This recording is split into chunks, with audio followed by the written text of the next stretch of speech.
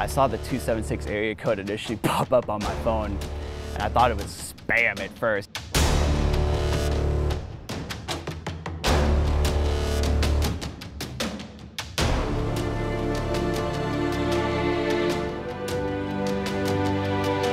I just remember he's just like, oh my God, this has gotta be the Speedway. Jarvis Haren, he's down at Food City Race Night. Jarvis, what are you getting into down there? WCYB's Jarvis Haren is showing us the snow. It's not all that bad out there. Having some fun. Well, Jarvis Haren is here with sports, and you've had a busy day. Arby's Classic. Jarvis joining us tonight with sports. ETSU basketball team making some New Year's resolutions. Yeah, do you guys do New Year's resolutions? There's days where it's just like, dude, like, I have direct deposit every 2 weeks to do this. Like, that's almost illegal if you think about it. News 5's Jarvis Haren returned from the town council meeting just a short time ago. 2019 has featured some of the most exciting racing seen in quite some time. Let's look back.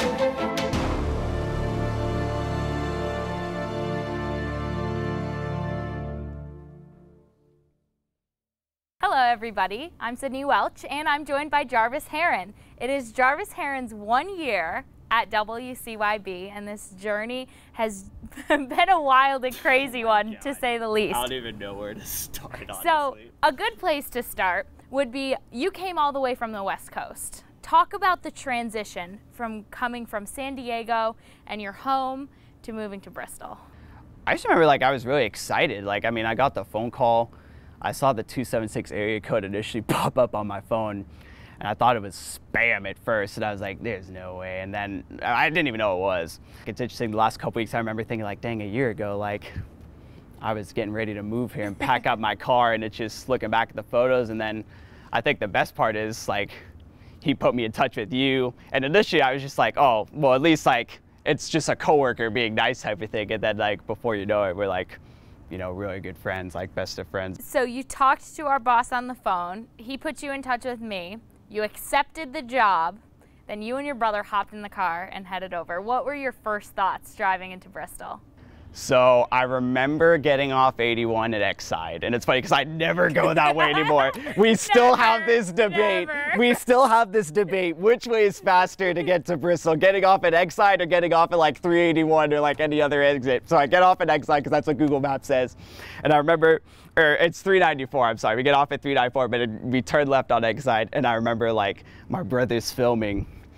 And like he's like, oh dude, this has got to be the Speedway, right? For me as a kid, like in San Diego, like whenever you drove by like Qualcomm Stadium or Petco Park where like the Chargers Padres played, it'd be like, oh, like it was huge. Like I just was like kind of in awe of it being a sports fan. And then those look minor league compared to how big Bristol Motor Speedway is. First time covering NASCAR. Talk about that. I remember, so in like January, our boss calls me and he's like, hey, so we're gonna send you the Daytona 500, you and Heather Williams, and you know, you're gonna leave this day. He's kind of giving the details, like, yeah, okay, okay. Then I just walk out of there and it's like, shoot, like, I'm going to the Daytona 500, and it's like, everybody knows the Daytona 500, even if you don't NASCAR. And like, I just remember we pulled up and you're just like, you just kind of realize like the history of the place and all that's happened. That's like, that was also cool because it was like my first work trip. So like kind of being on the road, and you felt like it kind of was like, oh, this is like a big boy job. You know, you realize like you're on the road. I mean, that's stuff like you dream of, like going out on assignment, like covering the best events. And talking to drivers, they say that you may have a great game plan, you may have a great car, but it still requires a whole lot of luck to have success here. I never thought that my first race would be the Daytona 500. I just never thought it. Let's rewind to another first that you had here in Bristol. You know what's coming, and this is slightly my fault.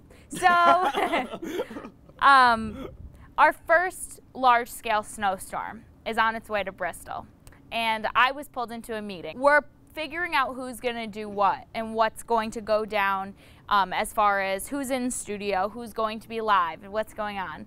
We're missing we're one live reporter short, and Jarvis and I were already friends at this point. And so I said, hey, why don't we send Jarvis out live? And our boss said, oh, great idea, we're gonna send Jarvis out. I grew up with snowbanks up to my thigh all winter long, so it slipped my mind that you didn't have any snow experience.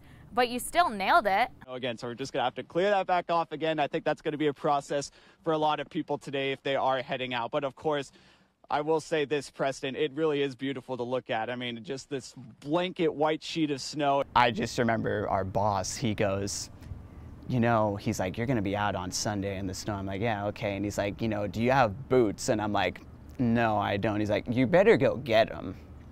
And I remember I told you after it, I'm like, he thinks I got to get boots. I don't need boots. And you're like, yeah, you do. I said, let's get in the car. Would you like longevity for your boots, or would you like cheap boots that you can buy right now? So I remember we went. It just was comical to me the whole time. The wind has actually started to pick up a little bit since the last live shot, as it's literally the snow is coming at you sideways. And even if you look down at my feet, I mean, you got to dig really, really deep. I mean, I'm just now getting to like the lawn. But when you first started, you used to do general assignment reporting quite often. What is one story that really sticks out to you from your reporting days? I even think like just stuff like when you're out of like Food City Race Night, like talking to people, or just like stuff like that, where it's kind of like you kind of just go in, you throw all scripts out the window and you just kind of do whatever you want. I want to pick on a couple race fans, because here's one right here. I got to ask you, I take it you're a Kyle Busch fan. A little bit. Why Kyle Busch?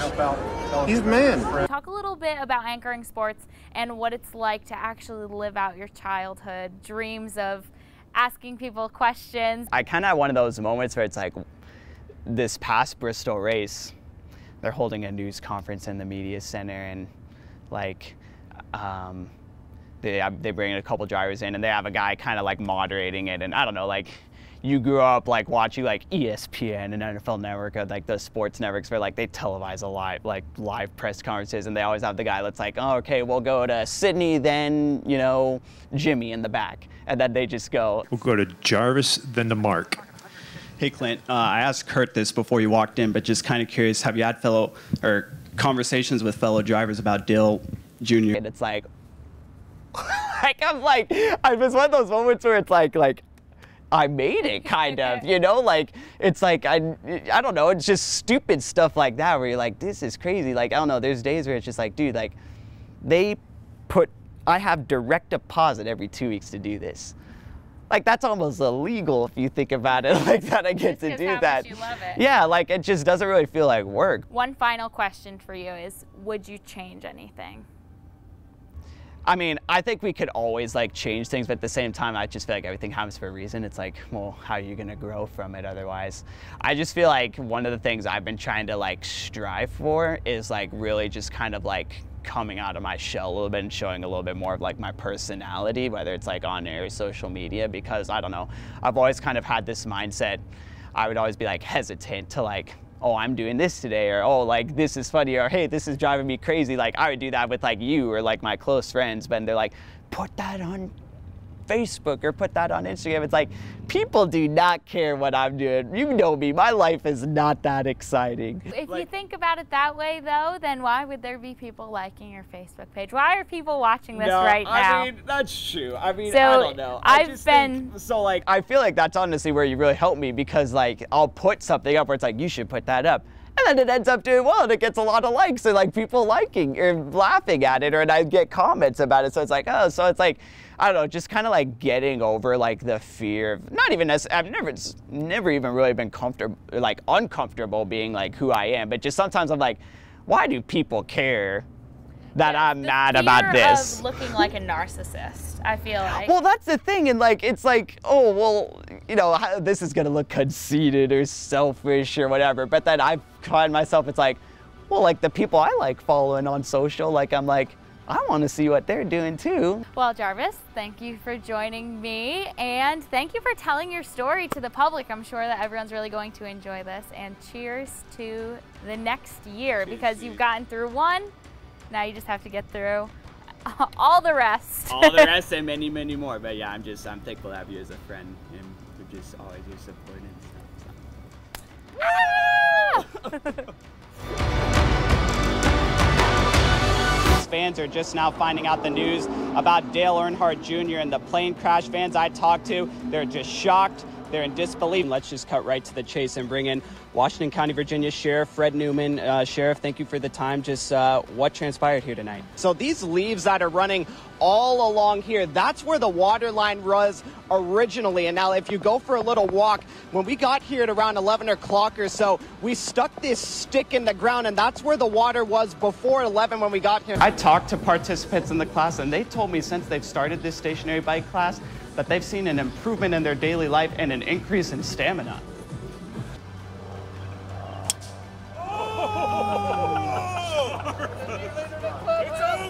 I have to brag on you. You did a great job today, and even brought back some hardware. Oh my gosh. He brought back some hardware for the WCYB trophy case.